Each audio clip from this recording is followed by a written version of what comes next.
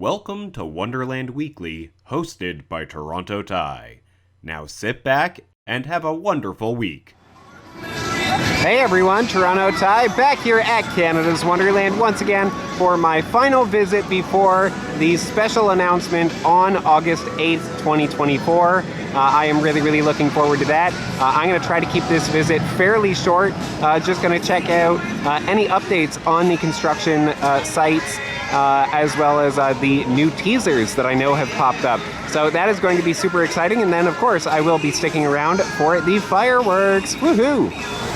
Definitely a fun teaser here on International Street with the ice from below, the fire from on top, colliding in a ring around 8/8. Yes, August 8th, there is going to be a special announcement. I am so excited about it, and I am glad that the park is excited about it as well. Here in Medieval Fair, I am so excited. This is ridiculous how excited I am. But the Med trailer bar is gone, replaced by Thirsty Dragon. Oh my goodness, this building looks amazing. This is such a huge improvement over the old bar that was here, that was literally just a trailer. So this looks awesome. I am so glad that the park did this. Even though I don't really care about the bars at the park, I'm still glad that if there are going to be bars, at least they should be themed, and the park has done that here. Love this. Really love this. Still in Medieval Fair, there's another bar here, and this one is the Bow and Arrow. Love the name. This one does not have a giant sign, but yeah, really huge upgrade over the old snack stand that was here. This is fantastic. Over here in International Festival, or as I like to call it, AlpenFest, the park has replaced all of the Scrim, at least I think all of it, around the construction sites. So now it is the fire and ice colliding with the 8/8 right in the middle. That is really awesome. I definitely would not have expected the park to add brand new Scrim for just about a week out from the announcement. I think that's when it went up, maybe 2 weeks. But anyway, right here, yeah, I guess the pavers didn't quite set right, so the park has had to surround that little area with this fencing. Good on them for closing that off while still making this pathway a little bit wider. Don't worry, I saw the posters, and yes, I am absolutely going to talk about them. These are really exciting. I believe there are 3 of them around this area, which has always been known as International Festival, but looks like it might have a new name next year. I don't know for sure, but Alpen Festival is printed right on this sign in big bold letters. That is awesome. Performers and artisans wanted. Apply 8/8 in the village square. Then right down here you have 2 performers. One is a juggler and the other is a fire dancer. I believe that's the preferred term, though it looks more like fire bending to me. And they are standing around a little outcropping of, or protrusion of ice. That is really cool. All around them, a bunch of festival or traveling tents. That is awesome. Mountains in the background, and all around the border of this poster are those symbols which we know are associated with fire and ice. This is really awesome. I have so many thoughts about this, and hopefully you have seen my prediction video by this point. I am just so very excited for this announcement and for whatever is coming to Canada's Wonderland. The area behind Scrim is a little smaller now, but these footings right here, they don't look like they're quite presentation ready. Yeah, they're not wearing hats. We can't have that. Right over here, the hole leading to the mountain basement, it now has a tarp covering it, so I'm guessing the park doesn't want us peeking down there anymore. Ah well, it was fun while it lasted. But still, we don't have long before August 8th, when hopefully we will find out everything that is happening in this section of the park. No workers present this week, which means that I can get a closer look here. And I mean, the hole has been filled in pretty well. There are 3 footings here, which I don't believe were there before. That is very curious. They're kind of off to the side of this this turn here. I'm guessing it's going to be a turn. But yeah, this is really interesting. And again, we don't have long to wait. My usual perches are kind of occupied at the moment, so I can only do over the fence shots. But yeah, definitely looks like the park has kind of cleaned up this whole area back behind the fences next to the fly. So that is very, very curious. I don't know if that means that they are done with this area for the time being, or almost done. But yeah, very, very intriguing. Oh my goodness, just so much excitement around AlpenFest. One final note about the Alpen Festival posters here. Yeah, this one is on the Grab and Go Market building. I showed off the one that is on the backside of Après Poutinerie earlier. And then, of course, there is this one, which is on the old High Striker building, which, when the park first opened, this was actually kind of the entrance to Blauer Entrance, before that ride was relocated and extended to become Thunder Run, built into the mountain.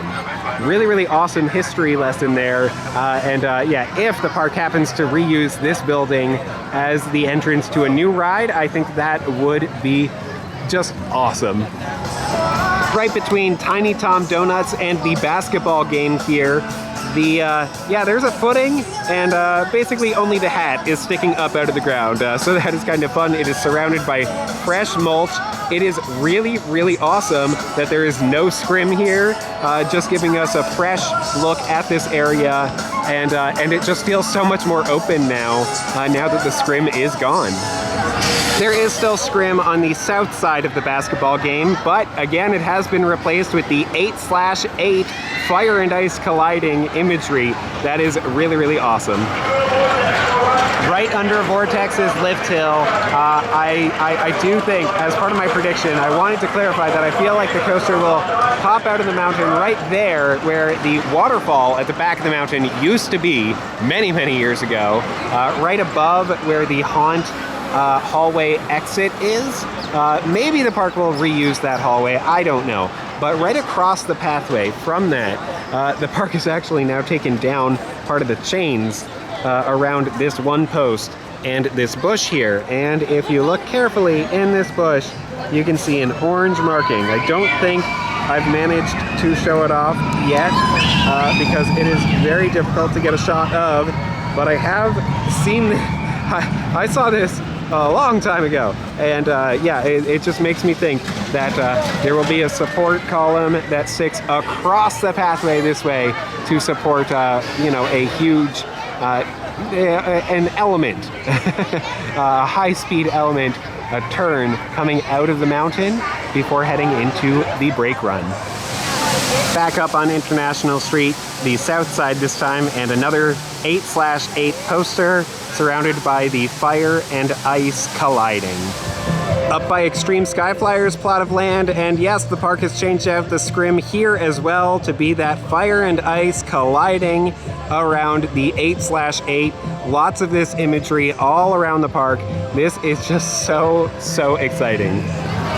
Right under Wonder Mountain's Guardian, yeah, this area is the biggest spot of confusion to me. Between Vortex's first drop and its lift hill, I don't know what's going to happen with this new project that the park is working on, but I do feel like it could weave its way. I didn't think that it could, but I think maybe it can weave its way through these supports, basically going along the old Wonder Mountain walkway under Vortex there. That looks like that's enough clearance. And then I guess at some point it hops over Guardian? I don't know. Either that, or I think a coaster is coming across this pathway and diving down into the mountain once again. I don't know what height that will happen, but I do feel like that is quite possible. Yeah, it's definitely going to be quite a visual here on the south side of Wonder Mountain. Well, that'll about do it for this week here at Canada's Wonderland, but before I do my outro, I have to do trivia time! Yeah, so for this week's trivia time, I want you to let me know in the comments below, how high do the fireworks at Canada's Wonderland go? If you can let me know that in the comments below, I will give you a shout out in my next video. And a huge shout out to Aldo Parisi, Jaden, bunch of numbers, Mally Man 243, Vixen 2619, Haunt Maniac, and Deo Tai 1 for all correctly stating that Wonder Mountain was surpassed as the tallest structure in the park in 1996 when Xtreme Skyflyer was added. Yes, thank you to everyone who participated in this week's Trivia Time and everyone who participates in all Trivia Time segments. I really love doing this segment, and I'm glad that so many of you are interested in the park's history. But do please let me know in the comments below, how high do the fireworks go at Canada's Wonderland? Now that Trivia Time is out of the way, yes, that'll about do it for this week here at Canada's Wonderland. I got to enjoy the fireworks. I got to look at all the teasers that the park has put up since my last visit, and take a look at a little bit of the construction progress as well. So all of that is super exciting, and this Thursday, August 8th, the park is making a special announcement, so I am really, really looking forward to that. I hope all of you are as well. And if you want to make sure to see, all the content related to that, make sure that you are following Canada's Wonderland on all of their official channels. As well, make sure to subscribe to this channel because I will be covering it, including the continued construction of whatever it is over the coming months. So, that'll about do it for this week. And until next time, as always, have a good one!